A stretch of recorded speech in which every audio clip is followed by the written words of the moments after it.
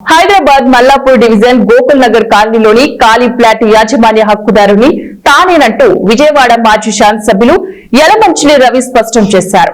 సోమవారం నాడు ఆయన తన స్థలాన్ని సందర్శించి అనంతరం విలేకరులతో మాట్లాడుతూ 1968లో తన తండ్రి కొందరు భాగస్వాములతో కలిసి 49 ఎకరాలలో గోకుల్ నగర్ లేఅవుట్ వేశారని, అప్పుడు కొన్ని ఫ్లాట్లు ఉంచుకున్నారని తెలిపారు.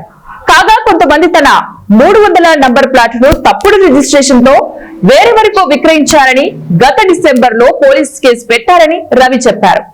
ఈ అన్యాయంపై న్యాయ పోరాటం చేస్తానని తెలిపారు. రమణయ్య గారి భార్య సరోజిని, ఆవిడ సూరపనేని బేబీ సరోజిని, కోనేరు ఆయన పేరు తెనాలి ఆయన, అట్లా మొత్తం ముందు నలుగురితో మొదలై 7 పార్ట్నర్లుగా మారి దీన్ని లేఅవుట్ వేయటం జరిగింది. ఇక్కడ 1967లో వేసి 68కి లేఅవుట్ వేశారు.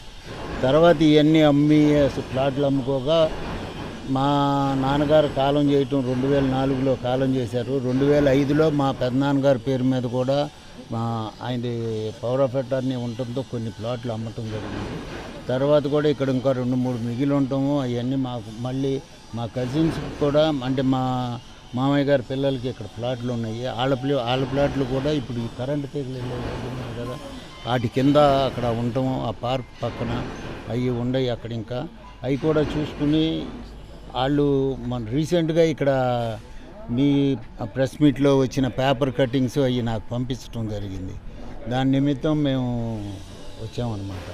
మేము ఇక్కడ లేకుండా నేను ఈయనకి అప్పచెప్పి వెళ్ళాను. నేను చూడండి బాబు మహేష్ రెడ్డికి